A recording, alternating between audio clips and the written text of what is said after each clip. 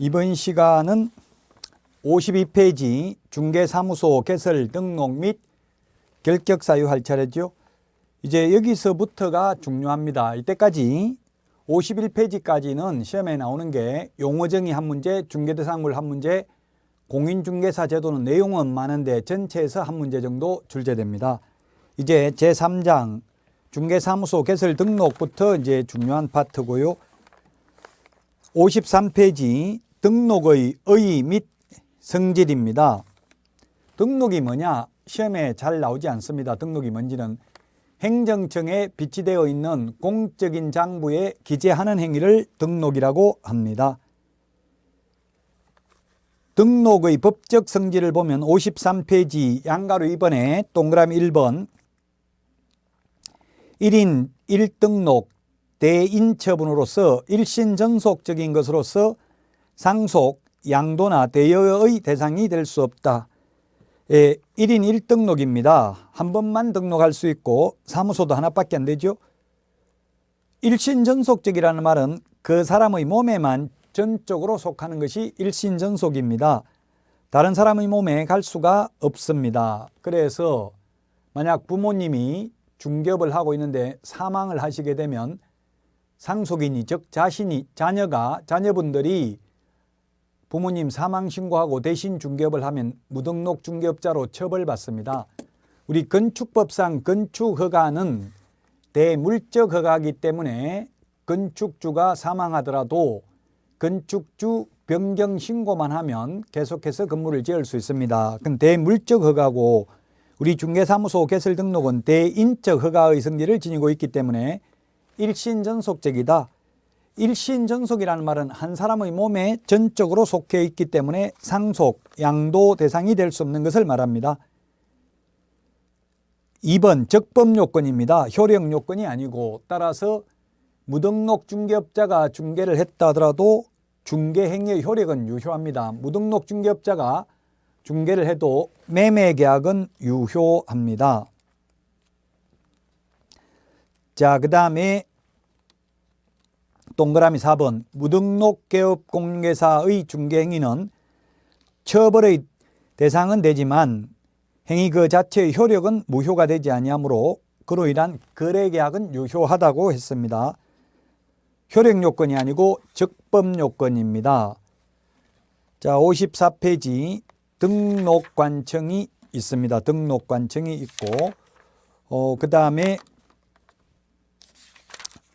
등록 신청 서류, 등록 기준이 있는데 60페이지에 보면 60페이지를 미리 먼저 보겠습니다. 60페이지에 거기에 보면 표 4번 등록 통지에 보면 등록 절차가 나와 있습니다. 등록 절차. 자, 그러면 먼저 중개사무소 개설 등록 절차인데 등록 절차는 다른 말로 하면 개업 절차입니다. 등록을 한 자를 개업공개사라고 했습니다. 그래서 개업 절차나 마찬가지고요. 첫 시간에 연역에서 말씀드리지는 않았는데 1961년도 소개영업법에서는 신고제였고 그러다가 1983년 12월 30일 부동산 중개업법이 제정되면서 허가제였다가 1999년 김대중 정부 때부터 등록제를 채택하고 있습니다. 등록은 등록 요건에 맞으면 반드시 등록을 해 주어야 하는 게 등록이고요. 허가는 허가관청이 허가 여부를 결정할 수 있는 재량권이 있는 게 허가입니다. 그래서 제가 1999년도 4월 25일 날 자격증을 취득해서 허가 신청을 했었습니다. 근데 허가가 안 나오더라고요. 전화해서 언제 허가 나옵니까? 물어보니까 모르겠다 이렇게 하더라고요. 모르는 게 말이 되냐 이렇게 하니까 허가 총량제여서 한 명 폐업하면 허가 내주겠다 이런 말을 하더라고요. 그래서 허가는 허가 여부를 결정할 수 있는 재량권이 있는 게 허가고요. 등록은 등록 요건에 맞으면 반드시 등록을 해 주어야 하는 게 등록입니다. 그래서 신고는 그러면 뭐냐 하면 신고도 무조건 적법 요건을 갖추면 신고를 수리해야 됩니다. 따라서 신고하고 등록은 똑같습니다. 무조건 받아줘야 된다는 점에서는 차이점은 신고는 그냥 중개사무소만 있으면 되는데 등록은 중개사무소만 있으면 되는 게 아니라 등록 기준을 갖춰야 됩니다. 그 등록 기준이 먼저 자격을 취득해야 됩니다. 우리나라 전문 자격사들 변호사, 의사, 약사, 변리사, 한의사 전부 다 세무사 등등 모든 자격증들은 전부 다 등록제를 채택하고 있습니다. 전문 직업인들은.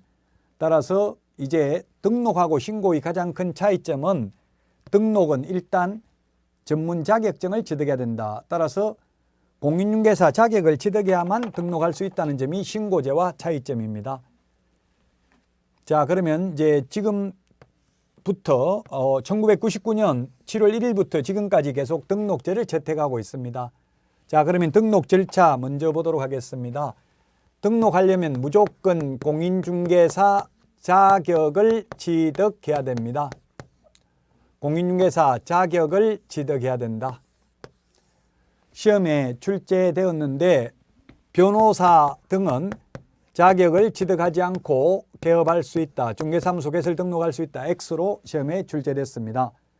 판례가 있습니다. 변호사도 공인중개사 자격을 취득해야만 등록할 수 있습니다. 자격을 취득하지 않고는 누구라도 등록할 수 없고요. 자격을 취득한 후 개업을 하려면 실무 교육을 받아야 됩니다. 그 다음에 건축물 대장에 기재되어 있는 사무소 소유권 확보가 아니라 사용권을 확보해야 됩니다. 개업을 하려면. 그러고 나서 등록 신청을 하는데 등록 신청은 등록관청에 등록을 신청하시면 됩니다. 등록관청에 신청을 해야 되고 등록관청은 주소지가 아닌 사무소 소재지 시장, 군수, 구청장을 등록관청이라고 합니다. 등록관청에 등록을 신청하면 등록관청은 7일 이내에 등록 처분 및 통지를 해 주어야 합니다. 등록 처분 및 통지를 해 줘야 되고요. 등록 처분 및 통지를 받으면 곧바로 중개업을 할 수 있는 것이 아니라 등록증을 교부받아야 됩니다. 등록증을 교부받아야 된다.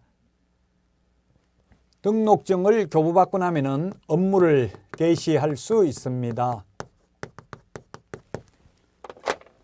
등록 처분이 있은 날로부터 업무 개시는 3개월 이내에 해야 됩니다. 3개월 이내에 업무를 개시하지 않을 경우에는 휴업 신고를 해야 됩니다. 그리고 업무 개시하기 전에 손해배상을 보장하기 위한 보정 설정을 해야 됩니다. 법에는 업무 개시 전에 보정 설정을 하라고 되어 있는데 시행규칙 제5조 1항에 보면은 등록증 교부 전에 보정 설정 여부를 확인하고 지체 없이 등록증을 교부한다라고 되어 있습니다. 따라서 시험에 업무 개시 전에 보정 설정하면 된다 하면 맞는 말인데 등록증 교부받고 나서 업무 개시 전에 보정 설정해도 된다? 이건 X입니다. 포괄적으로는 업무 개시 전이지만 구체적으로 시행규칙 제5조 1항까지 본다면 등록증 교부 전에 보정 설정 여부를 확인하고 지체 없이 등록증을 교부해야 됩니다. 지체 없이 등록증을 교부해야 된다. 자, 그 다음에 인장 등록입니다. 인장 등록, 중개행위에 사용할 도장을 등록하는데 인장 등록은 등록 신청하면서 인장 등록을 해도 되고 역시 업무 개시 전에 해도 되는데 이것도 등록증에 중개사무소 등록증에 등록된 도장을 찍어야 하므로 구체적으로 본다면 등록증 교부 전 업무 개시 전이지 등록증 교부 후 업무 개시 전에 인장 등록해도 된다 하면 X입니다. 자, 먼저 60페이지에 있는 등록 절차를 먼저 보셨고요. 자, 그러면 다시 54페이지, 교과서 54페이지 보도록 하겠습니다. 54페이지에 양가로 1번 메뉴에 등록관청입니다.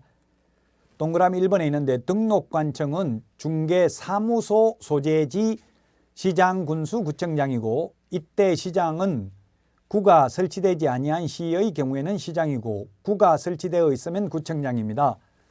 따라서 공인중개사법에서는 자치구의 구청장에 한한다 이런 말 나오면 무조건 X입니다. 따라서 동그라미 3번 암기할 필요는 없습니다. 천안, 용인, 포항, 성남, 안양, 수원 등의 경우에는 구가 설치되어 있죠. 그래서 구가 설치되어 있는 경우에는 구청장이 등록관청입니다. 따라서 천안시, 용인시, 전주, 청주, 창원시장 같은 경우에는 등록관청이 아닙니다. 구가 있으면 구청장입니다. 따라서 자치구의 구청장에 한한다 하면 X입니다. 양가로 2번 등록 신청자, 공인중개사, 가로하고 가로 안에 밑줄 치십시오.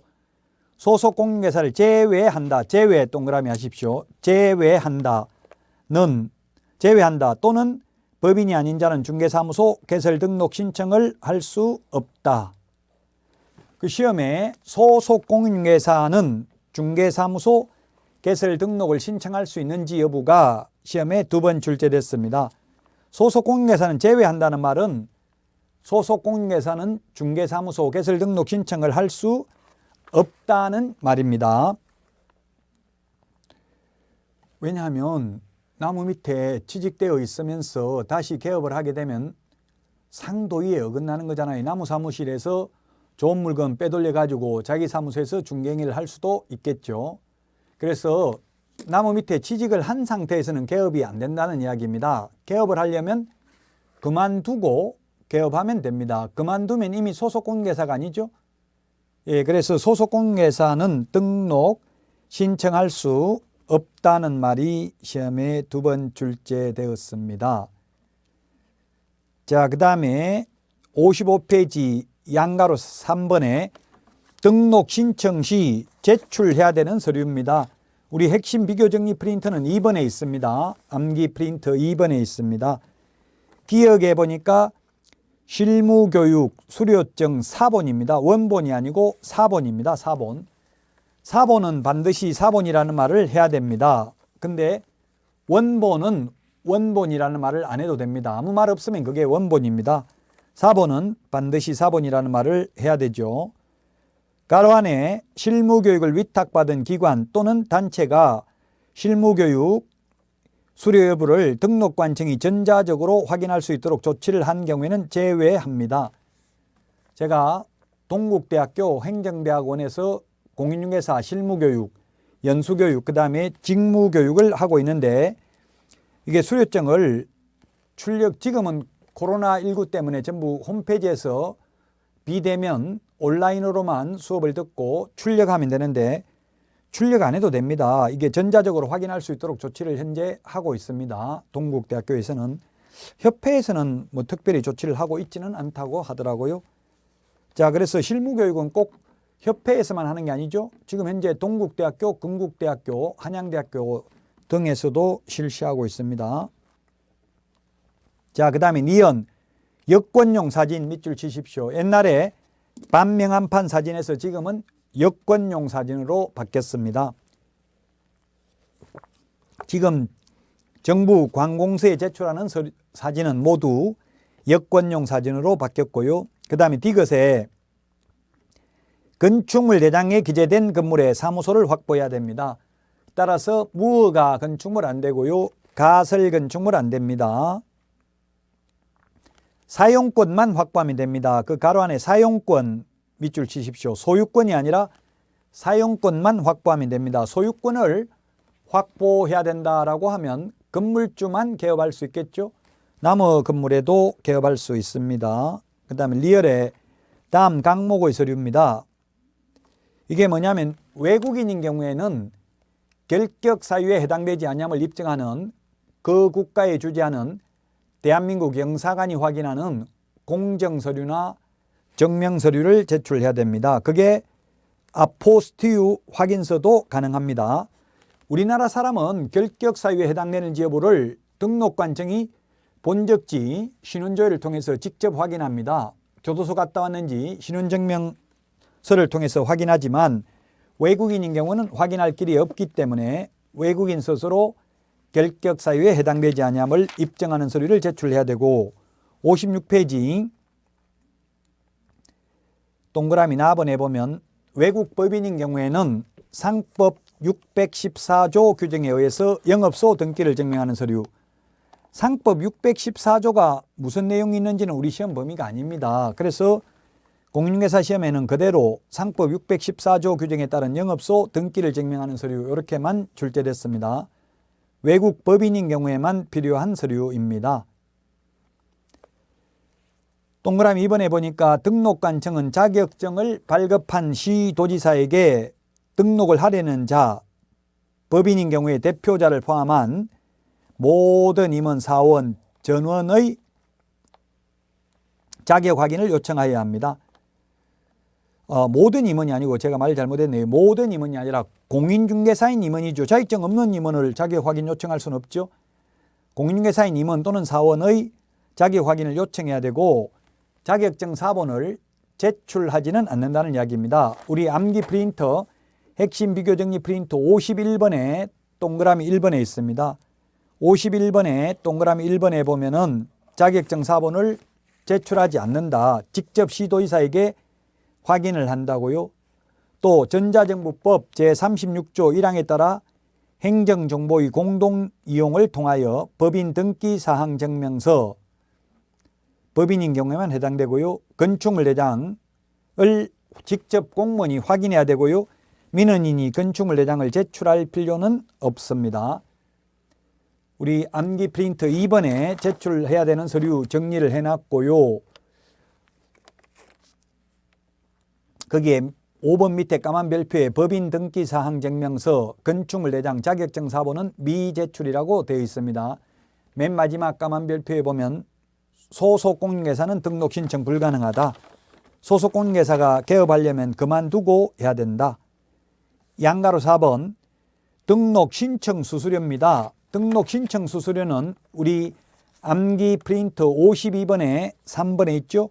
52번에 동그라미 3번에 있습니다.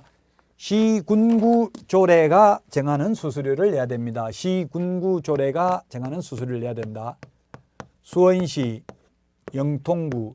지금 수원시가 울산광역시보다 인구가 더 많죠.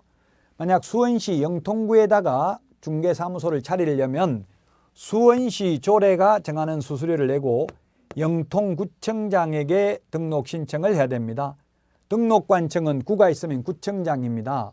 근데 비자치구의 경우에는 조례는 없죠. 그래서 영통구 조례는 없습니다. 조례 자체가. 따라서 수원시 조례가 정하는 수수료를 내고 영통구청장에게 등록을 신청해야 됩니다. 자, 3번 등록 기준입니다. 등록 기준이 중요하죠. 네 번째 줄에 보면 다만 다른 법률의 규정에 의하여 밑줄 치십시오. 중개업을 할 수 있는 경우에는 그러하지 아니하다. 소위 특수법인인데 지역농협, 산업단지관리기관, 지역산림조합, 한국자산관리공사 같은 특수법인은 이 법인의 등록 기준을 적용하지 않는다. 따라서 이러한 특수법인은 공인중개사 자격증이 없어도 가능하다는 이야기입니다.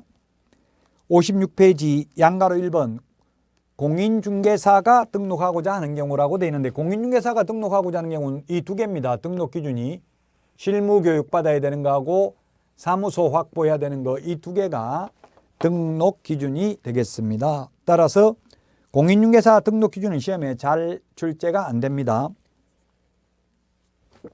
시험에는 법인의 등록 기준이 중요하다는 이야기입니다. 57페이지 거기에 동그라미 2번에 보면 건축물대장, 건축법 제20조 5항에 따른 가설건축물은 제외한다. 가설건축물은 제외한다. 이 말은 가설건축물에는 중개사무소를 설치할 수 없다는 이야기입니다. 건축물대장에 기재되어 있는 건물이어야 되지만 준공검사, 준공인가 사용승인, 사용검사 받은 건축물로서 건축물대장에 기재되기 전의 건물도 포함한다. 포함 동그라미. 그래서 건축물대장이 없다 하더라도 사용승인, 사용검사 등을 받은 건축물은 중개사무소를 해도 된다는 이야기고요. 그 다음에 소유, 전세, 임대차 또는 사용대차 방법 등에 의하여 사용권을 확보해야 된다. 사용권 확보 밑줄 치시고 소유권 확보 X입니다. 건물주가 아니라도 개업할 수 있다고 했죠.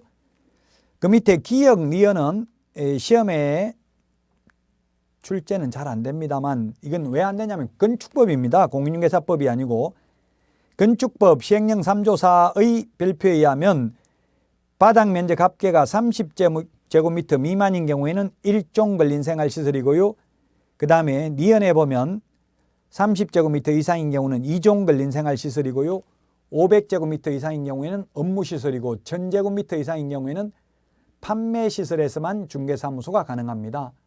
그래서 인터넷에 이런 질문 많이 해요. 나는 인터넷으로만 중개하겠다. 따라서 우리 아파트에 집에다가 등록해놓고 그냥 인터넷으로만 중개해도 되는지 묻는데 안 됩니다. 1종 건생, 2종 건생 또는 업무시설 또는 판매시설에서만 중개사무소가 가능하다. 물론 이 부분은 시험에는 잘 안 나온다. 그 이유가 건축법 시행령 건축물의 용도 분류에 있기 때문에 그렇습니다. 자, 이번 시간 여기까지 하고요. 다음 시간은 양가로 2번 법인의 등록 기준이 중요합니다. 법인의 등록 기준부터는 쉬었다가 하도록 하겠습니다.